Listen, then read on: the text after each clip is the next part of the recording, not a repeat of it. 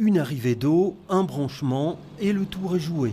Le remplissage de cette balayeuse ne prend que quelques minutes. C'est tous les jours au moins 1 ou 2 fois minimum, ça on fait ça par journée. Vous nettoyez les trottoirs avec ça? C'est les trottoirs, la voirie de toute la commune d'Etterbeek. L'eau provient de ce chantier en bordure de la rue Béliard, la construction de la tour et Alex, bureau et centre de conférence.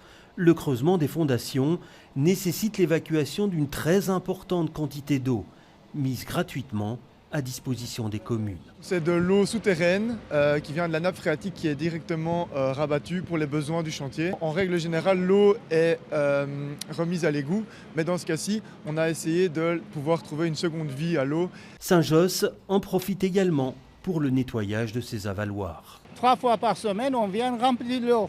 Ça, c'est une grande économie de l'eau pour la commune. Et là, on est content d'utiliser cette eau. Une cuve installée sur le chantier permet de la stocker. Un système de filtration et une pompe ont également été installés. Un dispositif qui reste exceptionnel aujourd'hui.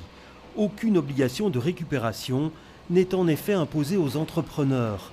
Et l'association Open Source qui promeut ce système aimerait que cela change. Je pense que ça serait bien s'il y a une taxation comme en Flandre pour aussi pousser les entreprises d'avoir une autre utilisation et ou une obligation ou certaines contraintes qui dit que dans certaines conditions il faut faire de réutilisation.